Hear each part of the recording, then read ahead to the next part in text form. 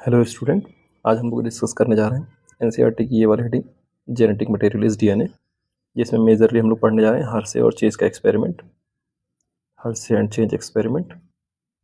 सबसे पहले ना इसके की पॉइंट जान लेते हैं कि हर्से और चेज एक्सपेरिमेंट जो है उसका की पॉइंट क्या है।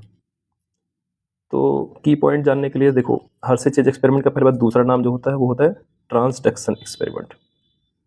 ट्रांसडक्शन एक्सपेरिमेंट, ठीक है।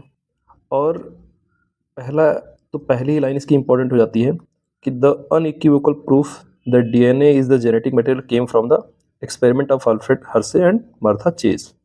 इसका मतलब पहली लाइन जो इंपॉर्टेंट है वो क्या है कि ये इन्होंने ही बताया कि इन्होंने अनइक्विवोकल प्रूफ दिया। ये नीट ने पूछा हुआ है एक बार, तो इसलिए ज़रूरी है जानना। Unequivocal proof that DNA is the genetic material. एक तो ये बात हो गई। दूसरी बात क्या होती है इसमें? दूसरी ये है कि इन्होंने बैक्टीरियोफेज लिया, बैक्टीरियोफेज वायरस, और एक बैक्टीरिया ले जिसका नाम था ई कोलाई। तो बैक्टीरियोफेज वायरस को इन्फेक्ट कराया था ई कोलाई पर, ठीक है। इन्फेक्ट करने के बाद इन्होंने जो कंक्लूड किया वही कंक्लूड किया कि unequivocal proof that DNA is the genetic material. तो इन्होंने टैगिंग की या मार्कर यूज़ किया, कह सकते हैं। टैगिंग किया, मार्कर यूज़ किया। इन्होंने क्या किया? रेडियो एक्टिव टैगिंग की। फास्फोरस मतलब P32 और S35, ये दोनों रेडियो एक्टिव है।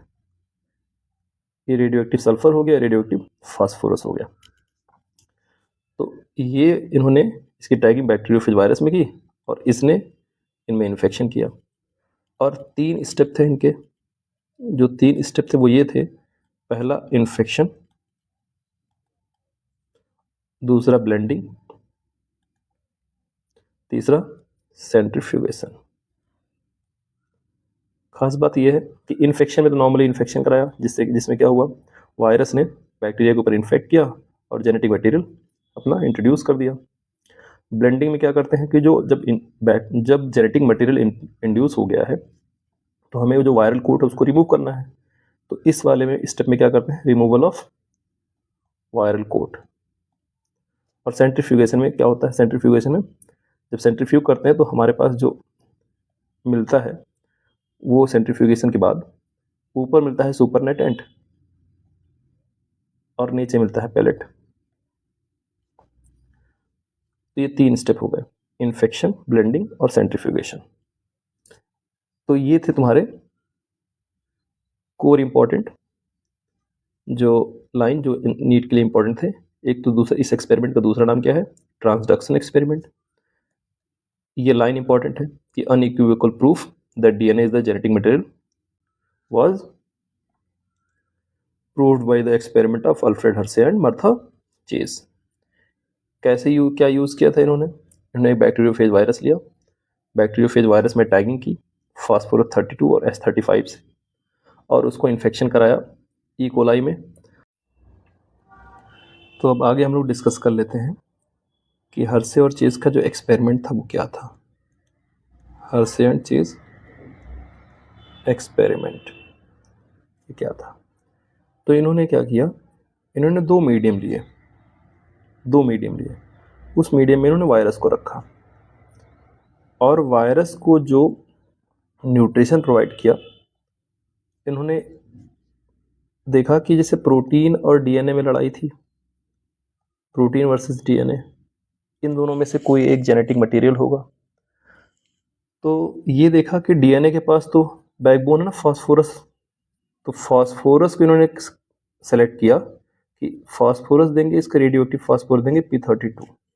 और प्रोटीन के लिए इन्होंने देखा प्रोटीन में सल्फर होता है और इन्होंने सल्फर का रेडियो एक्टिव S35 दिया।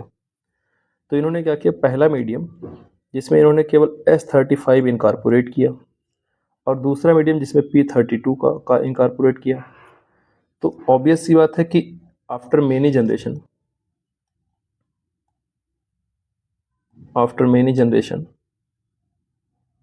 बहुत सारे जनरेशन के बाद ऐसा हुआ होगा कि इनके पास जितने भी प्रोटीन पार्ट होगा, उस प्रोटीन पार्ट में S35 होगा और इनका जो डीएनए होगा उस डीएनए में p32 होगा।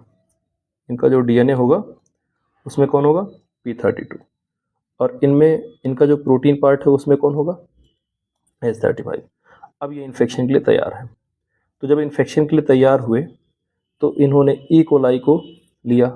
अच्छा, जो बैक्टीरियोफेज, मतलब ऐसे एक काइंड ऑफ इन्फॉर्मेशन बता दे रहा हूँ कि जो बैक्टीरियोफेज होते हैं वो इन्फेक्ट करते हैं बैक्टीरिया को। बैक्टीरिया के अंदर इन्फेक्ट करने के बाद जो बैक्टीरियोफेज का जो डीएनए होता है या जो जेनेटिक मटेरियल होता है वो बैक्टीरिया के अंदर ट्रांसफ़र होता है, और बैक्टीरिया उसके जेनेटिक मटेरियल को अपना जेनेटिक मटेरियल समझ लेती है, और अपना जेनेटिक मटेरियल समझने के बाद वो सारी की सारी जितना भी वो डिवाइड करके वो लगातार उसी का जेनेटिक मटेरियल आगे बनाती रहती है। तो इसी के कारण इन्होंने बैक्टीरियोफेज को और बैक्टीरिया को लिया। तो इन्होंने लिया ई कोलाई। तो इस ई कोलाई पे जब इन्होंने इन्फेक्ट कराया तो इसने अपना जेनेटिक मटेरियल यहाँ पे ट्रांसफ़र किया होगा। इसके पास अपना जेनेटिक मटेरियल तो है ही ई कोलाई के पास, और एक नया जेनेटिक मटेरियल इन्होंने दे दिया। ऐसे ही यहाँ भी अपना जेनेटिक मटेरियल इसने ट्रांसफ़र किया होगा, और इसके पास अपना जेनेटिक मटेरियल तो है ही है। तो ये पहला स्टेप रहा जिसको बोला इन्फेक्शन। इन्फेक्शन में क्या हुआ कि जो बैक्टीरियोफेज वायरस है उसने इन्फेक्ट किया बैक्टीरिया को और अपना जेनेटिक मटेरियल ट्रांसफ़र कर दिया। उसके बाद दूसरा स्टेप इन्होंने किया ब्लेंडिंग। ब्लेंडिंग में क्या होता है, एक ब्लेंडर मशीन होती है जिसमें इस मीडियम को और इस वाले मीडियम को अलग अलग ब्लेंडिंग मशीन में डाला गया।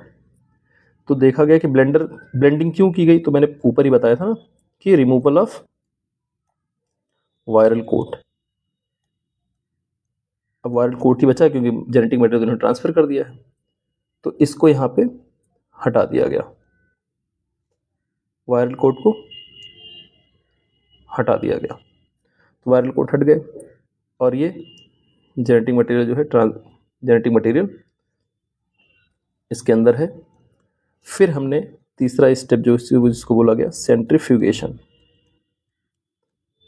जब सेंट्रीफ्यूगेशन किया गया तो सेंट्रीफ्यूगेशन के बाद सेंट्रीफ्यूगल मशीन होती है। सेंट्रीफ्यूगेशन के बाद हमको जो मीडियम में जो प्रोडक्ट मिलता है वो ऊपर जो पार्ट होता है उसको बोलते हैं सुपरनेटेंट,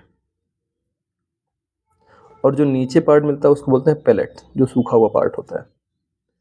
तो पेलेट्स में हमको मिले सेल और सुपरनेटेंट में हमको मिलेंगे वायरल कोट।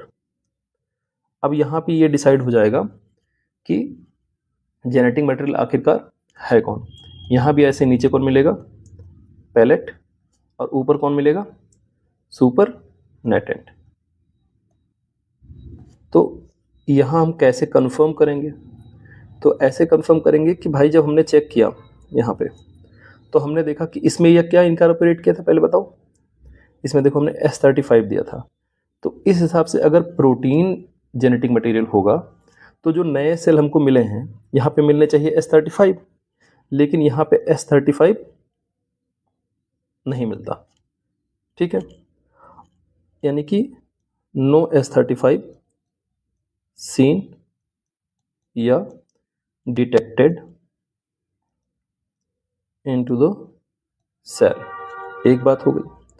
दूसरा ऑब्जर्वेशन क्या मिला, सुपरनेटेंट को चेक किया तो क्या देखा गया कि S35 कहाँ पे देखने को मिली, या रेडियो एक्टिव सल्फर डिटेक्टेड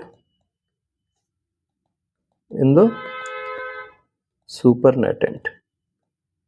तो सुपरनेटेंट से कंफ्यूज नहीं होना, अगर सुपरनेटेंट वर्ड आता है तो समझ जाना कि सुपरनेटेंट वो वायरल कोट वाला जो पार्ट है वही है।